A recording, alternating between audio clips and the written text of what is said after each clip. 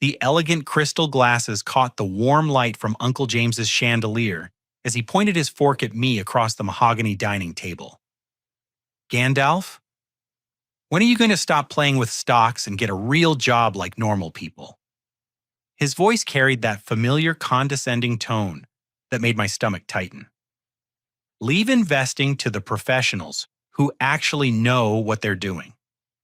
23 family members sat around us, their conversations gradually fading as they turned to watch this annual Christmas humiliation. I kept my face neutral, continuing to unwrap the tie-shaped present in my hands, while my phone buzzed urgently against my leg. The caller ID showed Patricia Williams, CFO. Her voice cut through the dining room chatter like a blade. Sir, your anonymous investor is withdrawing all $297 million immediately. 8 years ago, everyone thought I was throwing my life away when I dropped out of college during my junior year. My finance professors insisted that successful investing required decades of experience and institutional backing. Uncle James led the family chorus of disappointment, shaking his head whenever my name came up at gatherings. But while they were talking, I was studying. I spent 18 months living in my studio apartment, consuming everything I could find about market analysis, company fundamentals, and economic indicators.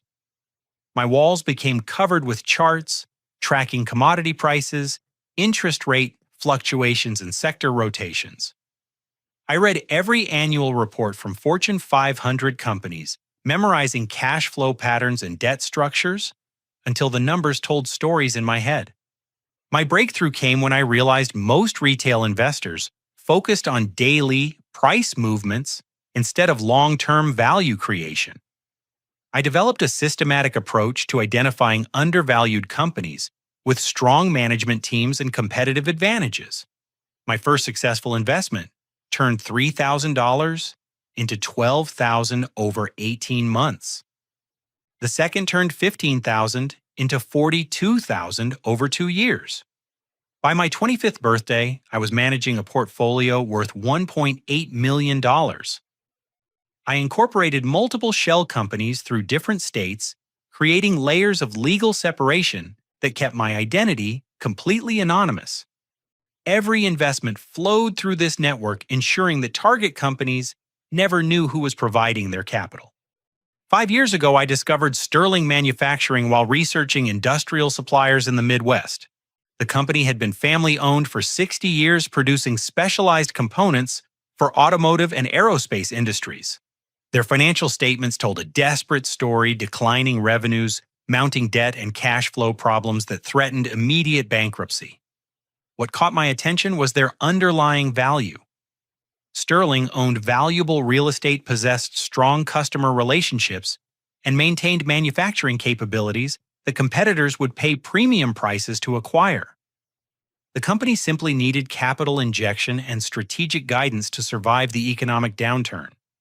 I spent 3 weeks conducting due diligence, visiting their facilities undercover as a potential vendor, and interviewing current and former employees.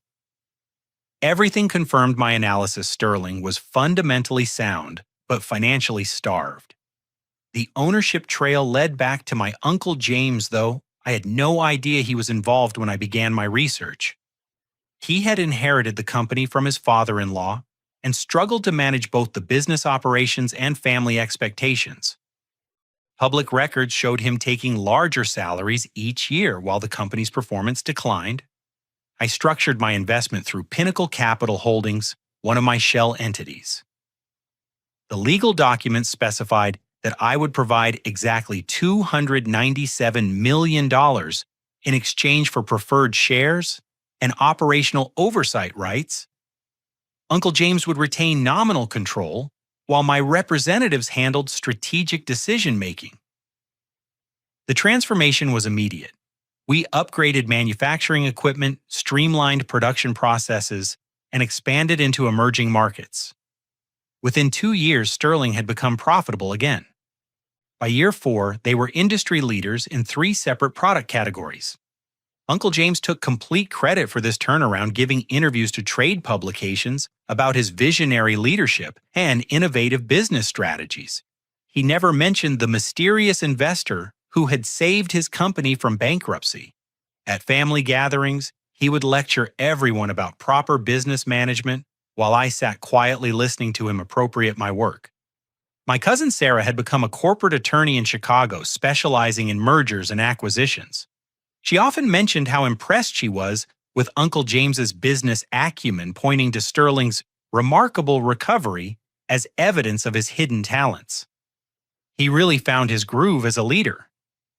She would say, unaware that every major decision was actually mine. Cousin Tom worked in Sterling's accounting department, a position Uncle James had created for him after Tom graduated from community college with an associate degree in business. Tom frequently shared stories about the company's mysterious benefactor, describing him as a guardian angel who appeared when things seemed hopeless. Grandmother Helen, the family matriarch, always watched these conversations with knowing eyes. She had built her own successful catering business from nothing during the 1960s and recognized the signs of genuine entrepreneurial thinking. Sometimes I caught her studying my face when Uncle James told his elaborate stories about business success. During tonight's Christmas dinner, the familiar pattern was unfolding. Uncle James held court at the head of his massive dining table, regaling guests with tales of his strategic brilliance while dismissing my investment work as gambling with other people's money. The irony was suffocating. My phone buzzed again. Patricia Williams was calling back, her voice tense with urgency. The CFO had no idea she was speaking to the very investor whose departure would destroy everything Uncle James claimed to have built. Uncle James excused himself from the dining room, claiming he needed to handle urgent business matters that couldn't wait until after Christmas. His face had turned pale when his phone started buzzing repeatedly during my call with Patricia. The rest of the family continued eating, but I noticed how his wife Margaret kept glancing toward the hallway where he had disappeared. Uncle James has been so stressed lately. My cousin Sarah mentioned cutting into her prime rib. He keeps getting calls at all hours about company issues. I offered to help review some contracts, but he said everything was under control. Cousin Tom shifted uncomfortably in his seat. Actually, things have been weird at the office. Management keeps having closed-door meetings, and there are rumors about budget cuts coming after the holidays. But Uncle James keeps telling everyone that business is better than ever. Grandmother Helen set down her fork and looked directly at me. Gandalf, you've been awfully quiet tonight.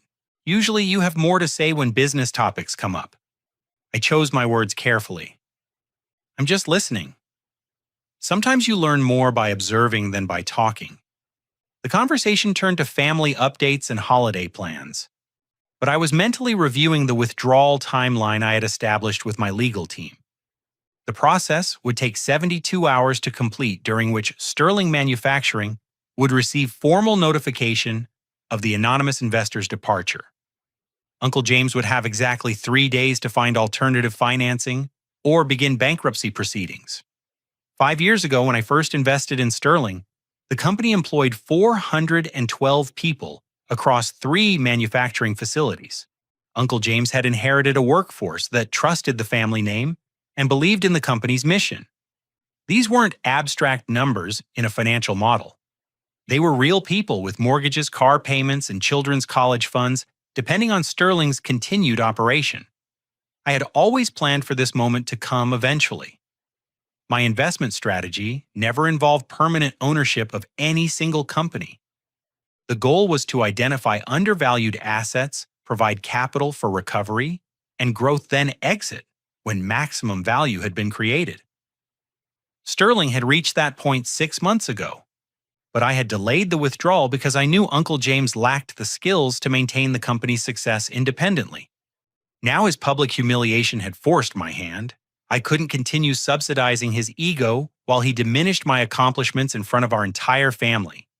Uncle James returned to the dining room 20 minutes later, his confident demeanor replaced by visible anxiety. His hands trembled slightly as he reached for his wine glass. Margaret noticed immediately.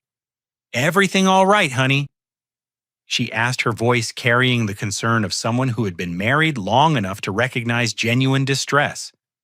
Fine, fine, Uncle James replied, but his voice lacked conviction. Just some year-end accounting issues that need attention. Nothing major. Tom leaned forward. Is this about the investor situation everyone's been whispering about? Some of the guys in accounting think there might be changes coming. Uncle James's face darkened. There are no investor situations. Sterling Manufacturing has never been stronger. Anyone spreading rumors about financial problems is misinformed and should focus on their own responsibilities. But his phone kept buzzing throughout dinner, and each notification made him more agitated. Finally, he stood up abruptly, his chair scraping against the hardwood floor. I need everyone to listen carefully. Uncle James announced, his voice cutting through the family chatter. Sterling Manufacturing is facing a potential challenge from our primary investor. This investor has been with us for several years, providing crucial financial support during our growth phase. The room fell silent. Margaret's wine glass stopped halfway to her lips. The situation is manageable, Uncle James continued, but it may require some temporary adjustments to our operations. I wanted you all to hear this from me directly, rather than through rumors or speculation. Sarah set down her napkin.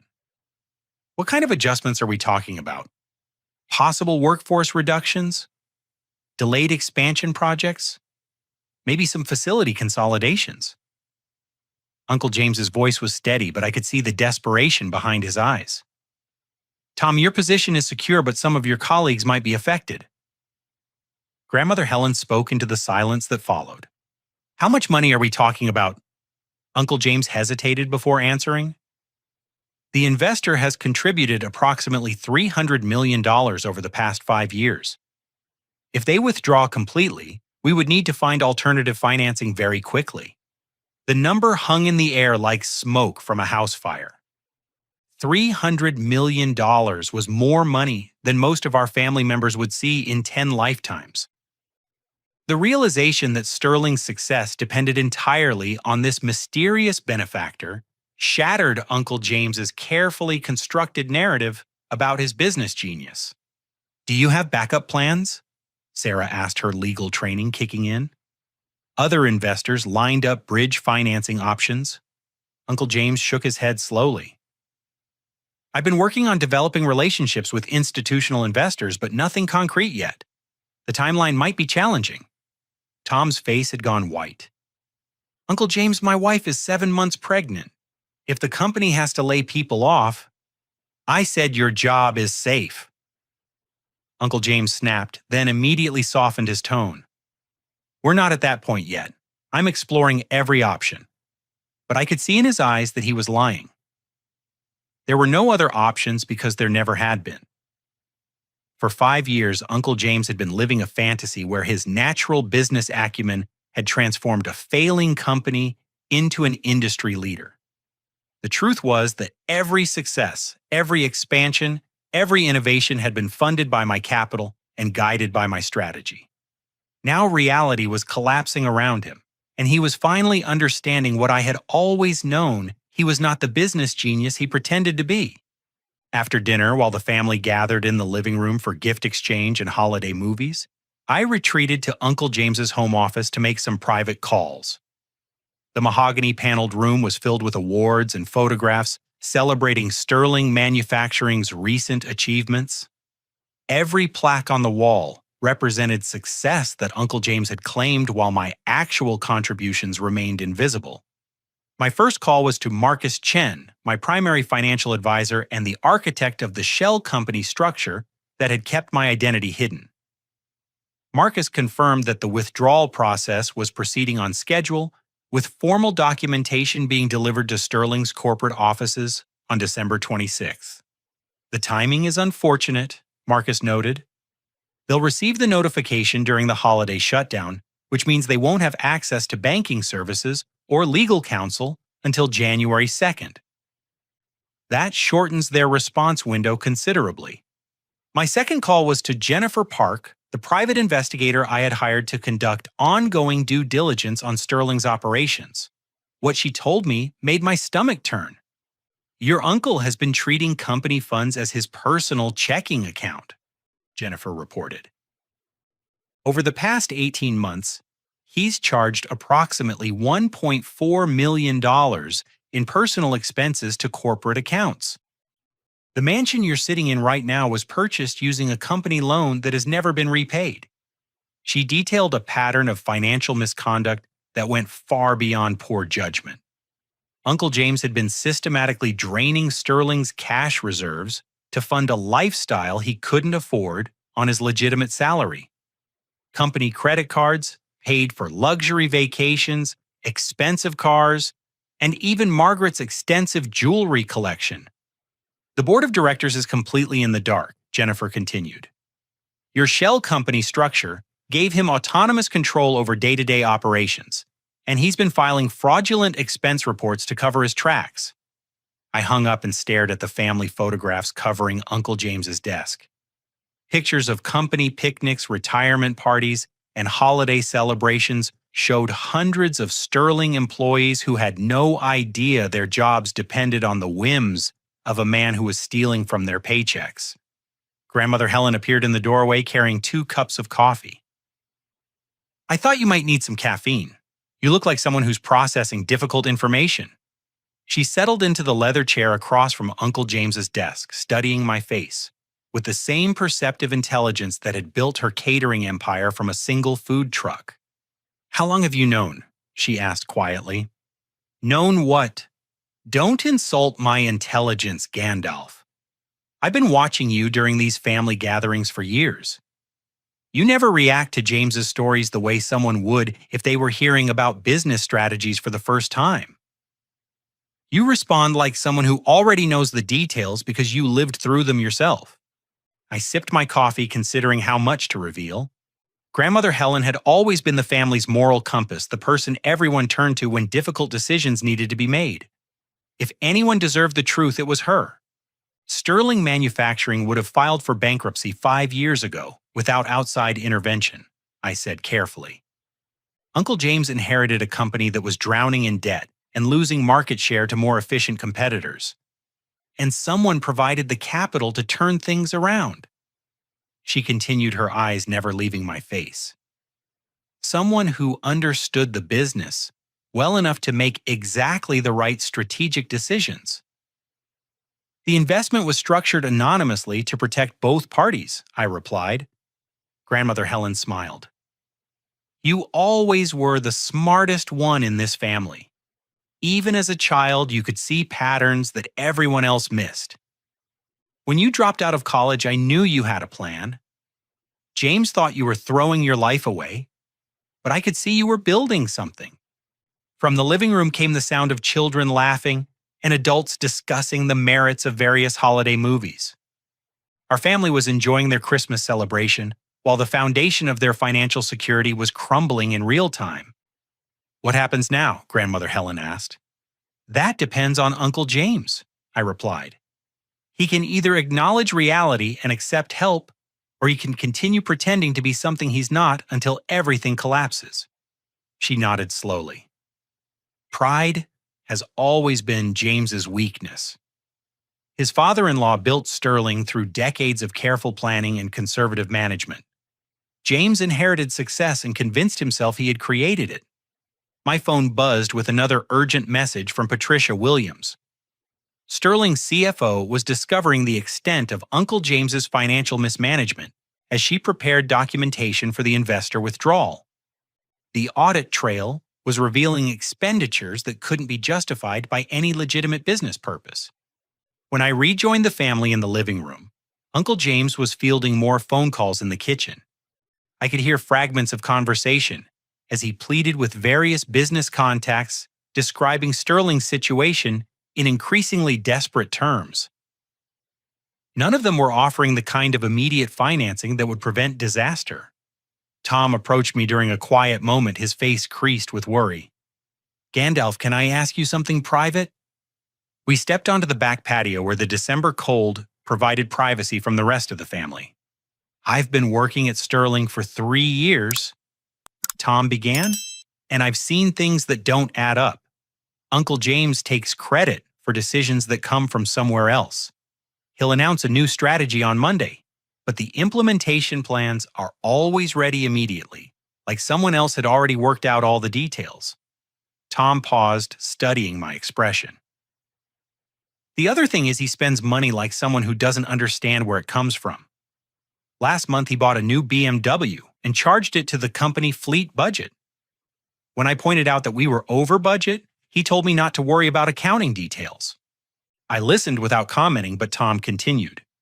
My wife thinks I should look for another job just in case.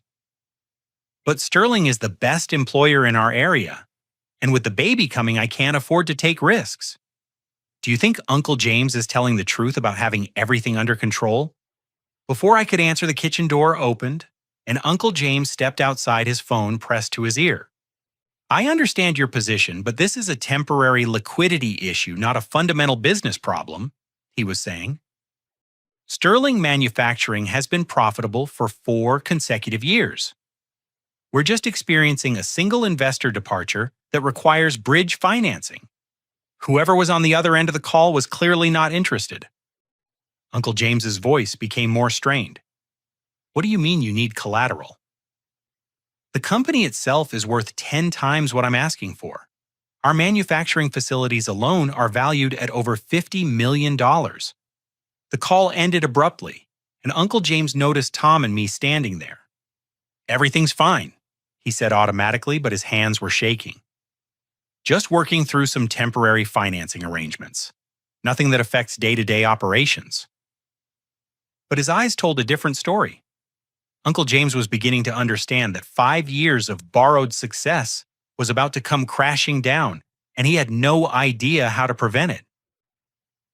The next morning arrived gray and cold, with fresh snow covering Uncle James's perfectly manicured lawn.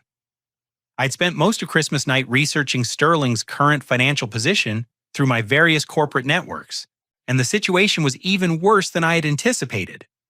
Uncle James had scheduled an emergency board meeting for December 26th, calling in all 5 board members, despite the holiday.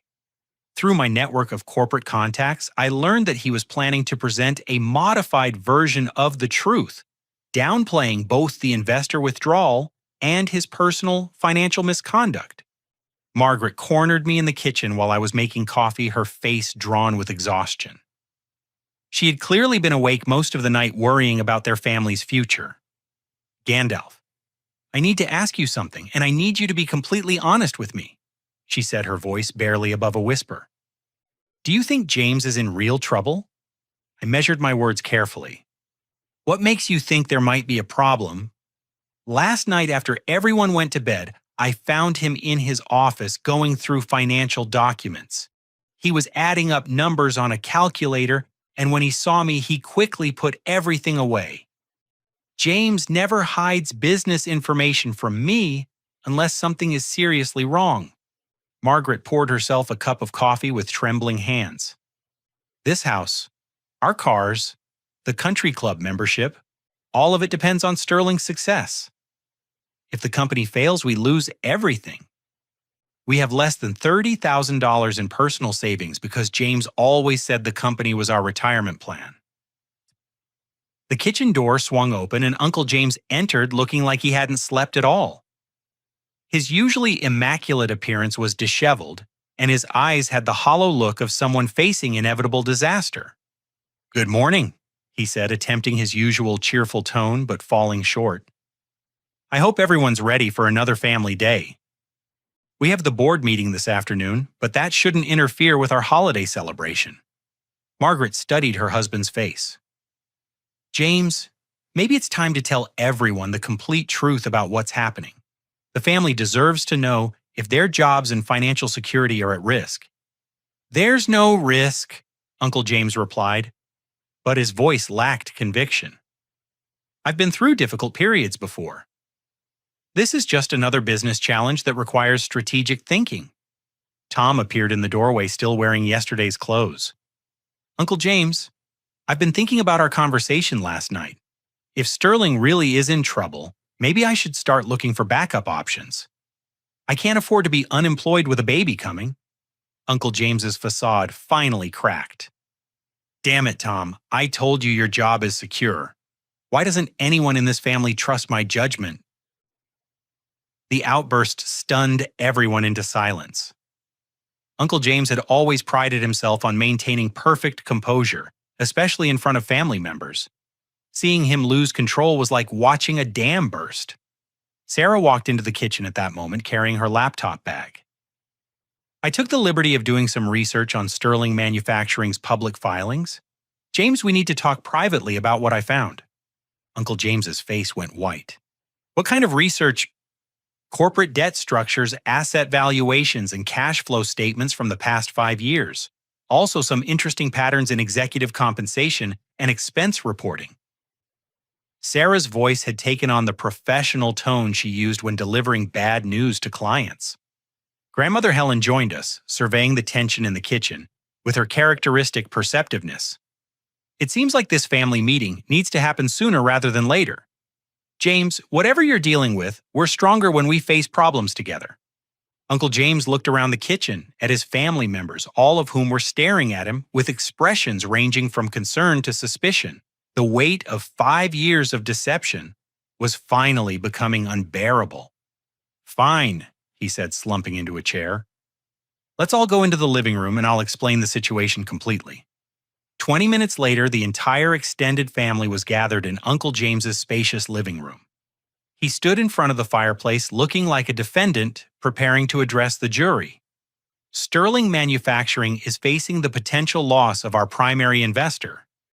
He began, his voice steady but strained. This investor has provided approximately $300 million in capital over the past 5 years, and they have decided to withdraw their funding. Shocked murmurs rippled through the room. $300 million was an almost incomprehensible amount of money to most family members. Sarah leaned forward. Who is this investor, and why are they withdrawing now? The investment was structured anonymously through shell companies, Uncle James replied. I don't know the investor's identity, and they've never provided a reason for their decision. The withdrawal process is already underway. Tom raised his hand like he was back in school. What does this mean for the company's employees? Uncle James hesitated before answering. We would need to implement significant cost reductions immediately. Workforce reductions, facility closures, possibly selling off valuable assets to maintain basic operations. Margaret spoke for the first time. James, tell them about the personal expenses. The room went completely silent. Uncle James shot his wife a look that could have melted steel. What personal expenses? Sarah asked, her attorney instincts engaging. Margaret's voice was barely audible. James has been using company funds for some of our personal purchases. This house, our cars, various other expenses. He always said it was a temporary loan arrangement. The revelation hit the family like a physical blow. Uncle James had not only mismanaged their financial future, he had been stealing to maintain his lifestyle. Grandmother Helen's voice cut through the silence. How much money are we talking about? Uncle James couldn't meet her eyes. Approximately $1.4 million over the past 18 months. But it was always intended as a loan against future profits. Sarah stood up abruptly. James, that's embezzlement. If Sterling goes bankrupt and creditors start auditing the books, you could face criminal charges. The family erupted into heated conversations as everyone tried to process the magnitude of the crisis. Uncle James had not only destroyed their financial security, he had potentially committed felonies that could send him to prison. Tom looked like he might vomit. Uncle James, if the company collapses and investigators find evidence of financial misconduct, won't that affect everyone who worked there? Our reputations, our ability to find other jobs. Uncle James finally lost his composure completely. I never meant for any of this to happen. Sterling was supposed to recover on its own after the initial investment. I thought I could repay everything before anyone noticed. Grandmother Helen's voice was cold as winter air. James, you've endangered everyone in this room. Our family's reputation, Tom's career, Margaret's financial security, all of it. And for what? So you could pretend to be a successful businessman. Uncle James looked around the room at the faces of his family members, seeing disappointment and anger where he had once commanded respect. The truth was finally out and there was nowhere left to hide. But he still didn't know the most important truth of all. The mysterious investor whose departure would destroy everything he had built was sitting right there in his living room, listening to every word. I waited until the family meeting ended and everyone dispersed to process what they had learned. Uncle James retreated to his study while Margaret went upstairs to lie down with a migraine. The house felt heavy with the weight of revealed secrets and uncertain futures. I knocked on the study door around 4 o'clock in the afternoon. Uncle James was sitting behind his desk staring at spreadsheets that showed Sterling's financial position without my continued investment. The numbers told a story of immediate bankruptcy and total collapse. "Come in," he said without looking up. "I suppose you want to discuss how this affects your relationship with Tom." I closed the door behind me and took the seat across from his desk. "Actually, I want to discuss how this affects your relationship with me." Uncle James finally raised his eyes, confusion replacing despair on his face. "I don't understand." I reached into my jacket and pulled out a folder containing documents I had prepared months ago in anticipation of this moment. The first page showed the corporate structure of Pinnacle Capital Holdings, including my signature as managing partner. Uncle James stared at the document for several seconds before the implications registered. His face went through a series of expressions: confusion, recognition, disbelief, and finally pure shock. "You're the anonymous investor," he whispered. "I've been Sterling Manufacturing's primary investor for 5 years," I replied calmly.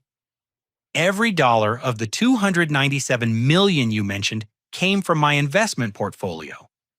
Uncle James's hand started shaking as he flipped through the documentation. Bank transfer records, board resolutions, strategic planning documents, all bearing my corporate signature or showing transfers from my shell companies. "But you're just a kid who plays with stocks." He said, his voice barely audible. "You dropped out of college. You don't have any real business experience." I leaned back in my chair, watching him process the destruction of his entire worldview.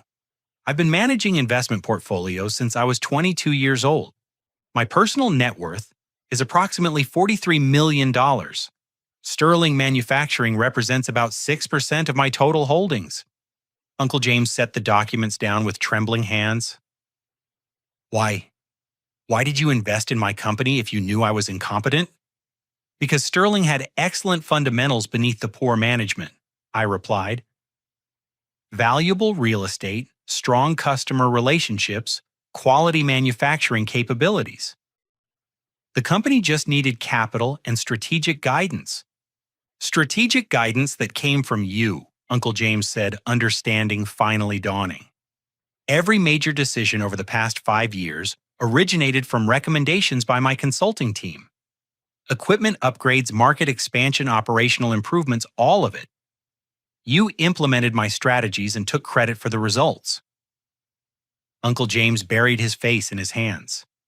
"Jesus Christ, Gandalf. The whole family thinks I'm some kind of business genius. Board members come to me for advice. Industry publications quote my insights about manufacturing trends. None of which you actually developed," I said without malice. "You've been living in a fantasy where your natural abilities transformed a failing company. But Sterling's success was always artificial, dependent on my continued capital and guidance." Uncle James looked up at me with something approaching desperation. "What do you want? Money and apology? I can fix the personal expense situation. I can repay every dollar I borrowed." "With what money?" I asked. "You don't have $1.4 million in personal assets. Your house is mortgaged to the company, your cars are leased through corporate accounts, and your stock portfolio is worth less than $50,000. The reality of his situation was sinking in. Without my continued investment, Uncle James would lose not only his company but also his personal lifestyle. Everything he owned depended on Sterling's success, and Sterling's success depended entirely on me. There has to be a way to work this out. Uncle James said, his voice taking on a pleading tone. The family, the employees, the community, they're all depending on Sterling. You can't just destroy hundreds of lives because of a personal disagreement. I studied his face, seeing desperation, but no genuine remorse for the years of condescension and public humiliation. James, this isn't about revenge. It's about the fact that you've proven yourself incapable of managing a company responsibly. Your embezzlement alone disqualifies you from continued leadership.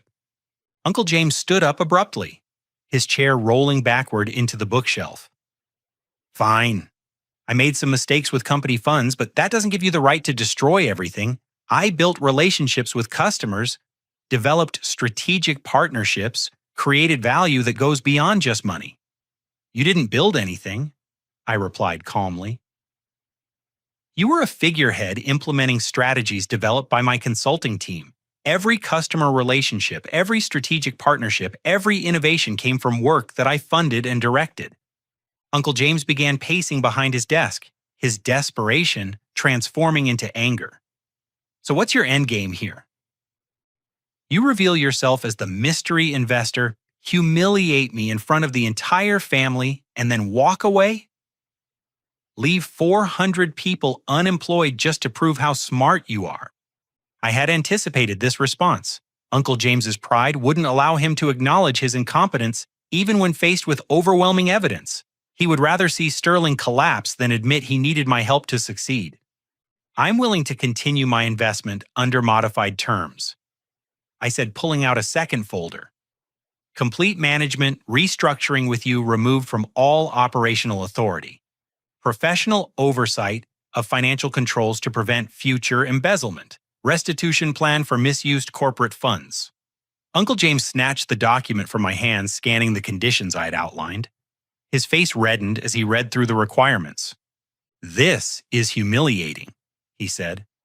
You want me to become a powerless figurehead in my own company. Admit publicly that I've been incompetent. Submit to oversight like some kind of criminal. You are a criminal, I replied.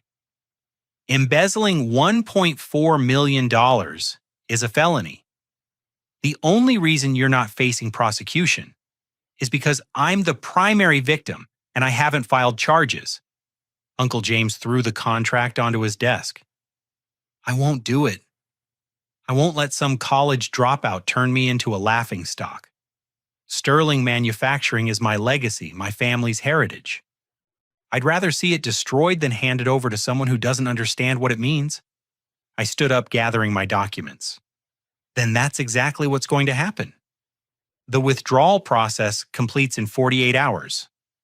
After that, you'll have approximately 2 weeks to find alternative financing before bankruptcy becomes inevitable. Uncle James's face was purple with rage.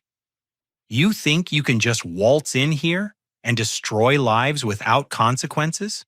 The family will never forgive you when they learn what you've done. Tom loses his job. Margaret loses her home. Hundreds of employees lose their livelihoods, all because your ego couldn't handle some friendly criticism about your investment hobby. I paused at the door, looking back at a man who still couldn't understand that his own incompetence and criminal behavior had created this crisis. James, you have one advantage in this situation, I said. You know who I am, but the family doesn't. That gives you 48 hours to figure out how you want to explain what's about to happen. I left him sitting alone in his study, surrounded by awards and photographs, celebrating success that had never actually been his. The truth was finally out between us, but Uncle James still had one last card to play. The question was whether his pride would allow him to destroy the entire family's respect for me rather than accept responsibility for his own failures. I should have anticipated that Uncle James would choose destruction over humility. When the family gathered for dinner that evening, his demeanor had completely changed. Gone was the desperate, pleading man from our private conversation. In his place sat someone who had found a new source of confidence and was preparing to use it. I need everyone's attention, Uncle James announced as Margaret served dessert. I've discovered some important information about Sterling's situation that changes everything. Sarah looked up from her apple pie. Did you find alternative financing? Better than that, Uncle James replied, his voice carrying a vindictive edge that made my stomach tighten. I've learned the identity of our mysterious investor. The room fell silent. Tom set down his fork and leaned forward expectantly. Uncle James smiled, but there was no warmth in it. The person who has been funding Sterling Manufacturing for the past 5 years, the person who is now withdrawing their support and potentially destroying 400 jobs, is sitting right here at this table. Every head turned to look around the room. Family members studying each other's faces for signs of hidden wealth and deception. It's Gandalf, Uncle James said, pointing directly at me. Our own family member has been secretly manipulating my company, taking credit for business decisions, and now withdrawing his support out of pure spite. The accusation hit the family like a bomb. Shocked silence gave way to confused murmurs as everyone tried to process this revelation. Grandmother Helen was the first to speak. Is this true? I had hoped to reveal the truth under different circumstances, but Uncle James had forced my hand. Yes, I am the anonymous investor in Sterling Manufacturing. The room erupted into chaos. Tom looked like he had been slapped. Margaret started crying. Sarah immediately pulled out her phone, presumably to research the legal implications. Uncle James stood up, his voice rising above the family commotion. For 5 years, this manipulative little schemer has been controlling my company from the shadows. Every business decision, every strategic choice, every success that we celebrated was actually his work. And now, because I hurt his feelings at Christmas dinner, he's decided to destroy everything out of revenge. That's not true, I said calmly, but Uncle James wasn't finished. He let me believe I was running my own company, while he pulled the strings like some kind of puppet master. He watched me give interviews to trade publications, accept industry awards, and build a reputation based on his work, and he enjoyed every minute of it because it fed his ego to know something the rest of us didn't. Tom's face had gone white. Gandalf, is this why you never seemed surprised by Uncle James's business stories? You already knew everything because you were making the decisions yourself. Uncle James seized on Tom's reaction. Exactly. He's been sitting at these family dinners for years, listening to us praise achievements that were actually his letting us believe in a version of reality that was completely false. And the whole time he was planning this moment when he could pull back the curtain and humiliate us all. Margaret looked between her husband and me, her face streaked with tears. Gandalf, if you've been supporting the company all this time, why are you stopping now? Don't you care about what happens to the employees? Before I could answer, Uncle James jumped in with his twisted version of events. Because he's arrogant and vindictive. He can't stand the fact that someone called him out for playing with stocks instead of getting a real job. So he's decided to punish the entire family by destroying Sterling Manufacturing. Sarah had been quiet during Uncle James's attack, but now she looked up from her phone with a different expression. James, I've been reviewing Sterling's financial records while you were talking. The personal expense irregularities we discussed this morning total $1.4 million. If Gandalf has been the primary investor, then you've been stealing from him for 18 months. Uncle James's confidence faltered slightly. Those were loans against future company profits. Legitimate compensation for my management services. Embezzlement, Sarah corrected firmly. You took money that belonged to the company's investor without authorization. That's a felony regardless of your intentions. Grandmother Helen had been listening to everything with growing understanding. James, let me see if I have this correct. Gandalf invested his own money to save your company from bankruptcy. You took credit for the success that his investment made possible. Then, you stole over $1 million of his money for personal expenses.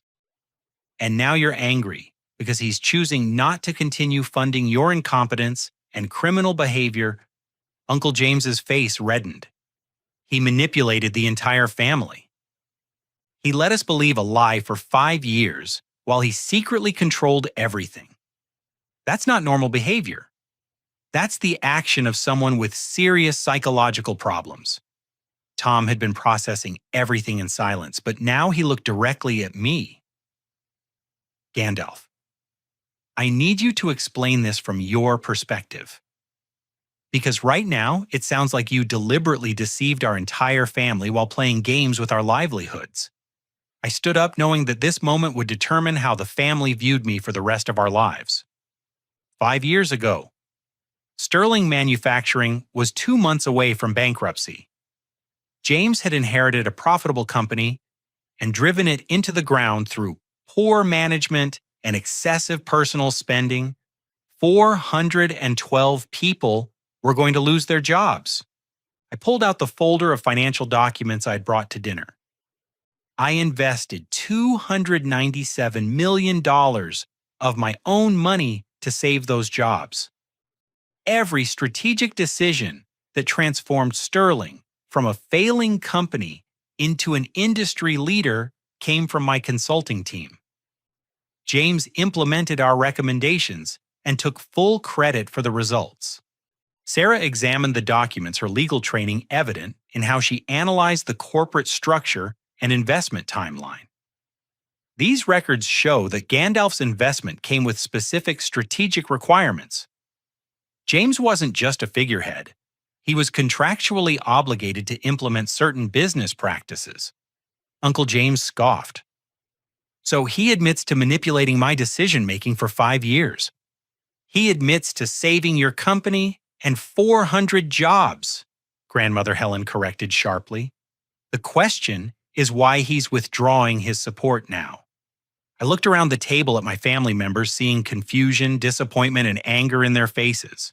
Because James has been embezzling company funds to maintain a lifestyle he can't afford. Because he's been lying to investors, employees, and family about the company's actual financial position. And because his pride prevents him from accepting the professional management oversight necessary to prevent future misconduct. Tom leaned forward. What kind of oversight are you talking about? I pulled out the contract I had offered Uncle James earlier. Professional financial controls to prevent embezzlement. Independent board oversight of major decisions. Restitution plan for misused funds. James would retain an executive position but lose autonomous control over company resources. Uncle James snatched the contract from Tom's hands. He wants to humiliate me publicly, force me to admit incompetence in front of employees and industry colleagues, turn me into a powerless figurehead in my own company. Sarah read through the contract terms carefully. Actually, this seems reasonable. Gandalf is offering to continue his investment under standard corporate governance practices. The oversight requirements are similar to what any institutional investor would demand after discovering financial misconduct. Margaret wiped tears from her face. James, maybe we should consider this. If Gandalf is willing to continue supporting Sterling, and if it means the employees keep their jobs? Absolutely not, Uncle James said firmly. I won't be dictated to by someone who has been manipulating our family for years. Sterling Manufacturing is my responsibility, and I'll find a way to save it without surrendering control to a college dropout who thinks he knows better than everyone else. Grandmother Helen's voice cut through the tension like a blade. James, you've had 5 years to prove you could run Sterling successfully on your own. The only reason the company survived is because Gandalf provided the capital and strategic guidance you couldn't. Your pride is about to destroy 400 jobs and bankrupt your own family. Uncle James looked around the table, seeing that family opinion was turning against him. His last desperate gambit was to make me the villain, but the evidence of his own incompetence and criminal behavior was too overwhelming. Tom spoke quietly, his voice heavy with disappointment. Uncle James, I think you need to accept Gandalf's offer. My wife and I can't afford for Sterling to collapse. If there's a way to save the company and the jobs, we have to take it. Uncle James stared at his nephew, the person whose future he was supposedly trying to protect. So you're siding with him against me? I'm siding with 400 families who need their paychecks, Tom replied, including my own. The family meeting ended with Uncle James storming out of the dining room, leaving the rest of us to discuss the practical implications of what had been revealed. But I knew the battle wasn't over. Uncle James's pride wouldn't allow him to accept defeat gracefully, and he still had one final card to play. The next morning brought news that Uncle James had made his choice. Instead of accepting my offer to continue funding Sterling under professional oversight, he had called an emergency press conference to announce that the company was closing permanently due to investor abandonment and family betrayal. Standing in front of Sterling's main manufacturing facility, Uncle James told local reporters that an unnamed family member had withdrawn crucial financial support for personal reasons, making continued operations impossible. He portrayed himself as the victim of a vindictive relative who valued ego over employee welfare. The story dominated local news throughout the day. "Mysterious investor destroys local company," read the headline in the evening paper. Uncle James had successfully shifted public blame away from his own incompetence and criminal behavior, painting me as the villain in Sterling's destruction. But Uncle James had underestimated both my resources and my determination to protect the employees he was using as pawns in his ego battle. While he was giving interviews about family betrayal, I was implementing a plan I had developed months earlier in anticipation of this exact scenario. By noon on December 28th, my legal team had filed incorporation papers for Sterling Industries LLC, a new company structured to purchase Sterling Manufacturing's assets immediately upon bankruptcy. Every piece of equipment, every customer relationship, every patent and trademark would be acquired and transferred to the new entity. More importantly, every Sterling employee would receive offer letters for identical positions with Sterling Industries, including full preservation of seniority benefits and pension rights. The transition would be seamless for everyone except Uncle James, who would no longer have any role in the company's operations. Tom was the first family member I called with the news. "You mean everyone keeps their jobs?" he asked, his voice filled with relief. "Everyone except James," I confirmed. "The new company will be managed by professional executives with backgrounds in manufacturing and operations. No more family drama, no more financial misconduct, no more incompetent leadership." Tom was quiet for several seconds. "What about Uncle James?" "This is going to destroy him professionally." "James destroyed himself professionally when he chose pride over responsibility," I replied. "I gave him the option to remain involved under proper supervision. He chose public humiliation instead." The news of Sterling Industries LLC spread quickly through the community. Employees who had been facing unemployment suddenly had job security again. Customers who depended on Sterling's products could maintain their supply relationships. The economic impact on the local community would be minimal. Uncle James, however, was discovering the consequences of his final gambit. Industry colleagues who had respected his apparent business acumen were now learning about the embezzlement, the investor withdrawal, and the company's true financial history. His reputation as a manufacturing executive was evaporating in real time. Sarah called me that afternoon to discuss the legal implications of Uncle James's situation. "The district attorney's office has received the financial documents you provided," she said. "They're opening a formal investigation into the embezzlement allegations. James could be facing criminal charges regardless of what happens to Sterling." Margaret had moved out of the mansion, taking only personal belongings and leaving behind everything purchased with company funds. The house would be sold to provide partial restitution for Uncle James's financial misconduct. She was staying with grandmother Helen while she figured out her next steps. "I should have known something was wrong," Margaret told me when we spoke privately. James was never good with money before Sterling's turnaround. Suddenly, he's buying expensive cars and talking about investment strategies he'd never shown interest in previously. I convinced myself he had learned from his father-in-law's example. Grandmother Helen invited me to dinner on New Year's Eve, just the two of us in her small apartment above the catering business she still operated at 82 years old. The contrast with Uncle James's mansion was striking, but somehow more comfortable. I'm proud of you, she said as we shared a simple meal of soup and sandwiches. Not because you're wealthy or because you saved those jobs, but because you handled an impossible situation with integrity. I had been questioning whether I'd made the right choices throughout this ordeal. I destroyed Uncle James's life, his marriage, his career, his reputation, all of it. Grandmother Helen shook her head. James destroyed his own life through years of lies, theft, and arrogance. You gave him multiple opportunities to accept responsibility and make things right. He chose pride over redemption every single time. She was right, but the victory felt hollow. I had proven my business competence and exposed Uncle James's incompetence, but the cost had been enormous.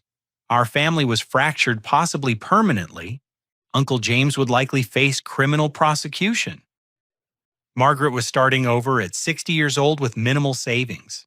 6 months later, Sterling Industries LLC was operating successfully under professional management. The company had expanded into 2 new product lines and hired an additional 47 employees. Tom had been promoted to accounting supervisor, a position that better utilized his education and gave him oversight responsibilities he had never been allowed under Uncle James's leadership. Uncle James pled guilty to embezzlement charges in exchange for a reduced sentence of 18 months in federal prison. The restitution agreement required him to surrender all assets purchased with company funds, including the mansion luxury cars and country club membership. He would be released with nothing except the Social Security and pension benefits he had earned before inheriting Sterling. Margaret found work as a bookkeeper for a small nonprofit organization, earning less than she had been accustomed to, but taking pride in honest employment. She had filed for divorce during Uncle James's trial, citing irreconcilable differences and the discovery of financial deception she could never forgive. The family gradually healed, though relationships were permanently changed. Tom and Sarah maintained close contact with me, appreciating how I had protected their financial security when Uncle James was willing to sacrifice them for his ego. They understood that my initial deception had been necessary to maintain the anonymous investment structure that protected everyone involved. The most important lesson I learned from this experience was that competence without humility becomes dangerous arrogance. Uncle James had possessed some legitimate business skills, but his inability to acknowledge his limitations had transformed minor shortcomings into catastrophic failures.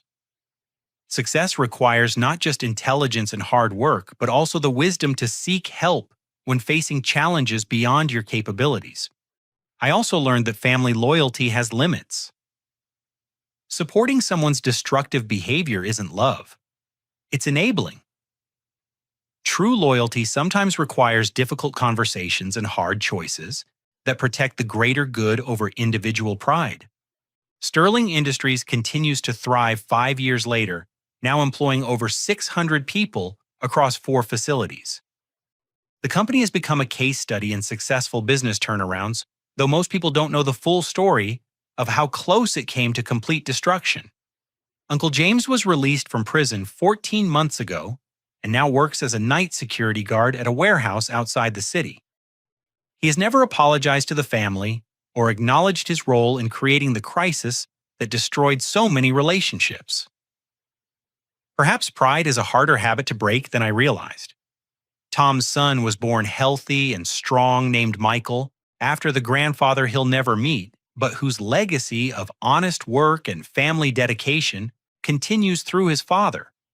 Tom often tells me that becoming a parent has helped him understand the importance of building something lasting rather than just impressive. The Christmas dinners at Grandmother Helen's apartment are smaller now, but more genuine. We've learned that success isn't about accumulating wealth or impressing others. It's about creating value that makes other people's lives better. The respect that matters most comes not from what you own, but from how you treat the people who depend on you. Sometimes I wonder if there was a different path through this crisis, one that could have preserved family unity while still addressing Uncle James's incompetence and criminal behavior. but I've come to accept that some people would rather destroy everything than admit they need help. The only choice you control is whether you enable their destruction or protect yourself and others from the consequences. The most valuable lesson is this: true strength isn't about proving you're right. It's about taking responsibility for outcomes, even when other people's pride prevents them from doing the same. Success means nothing if it comes at the expense of your integrity, but integrity means nothing if it doesn't protect the people who depend on you. Have you ever had to make a difficult choice between loyalty to family and doing what you knew was right? Sometimes the people we love most are the hardest ones to help, especially when their pride prevents them from accepting the support they need. I'd love to hear your thoughts in the comments below.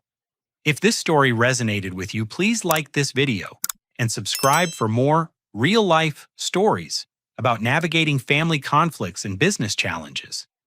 Share this with someone who might benefit from hearing about the importance of balancing personal relationships with professional responsibilities.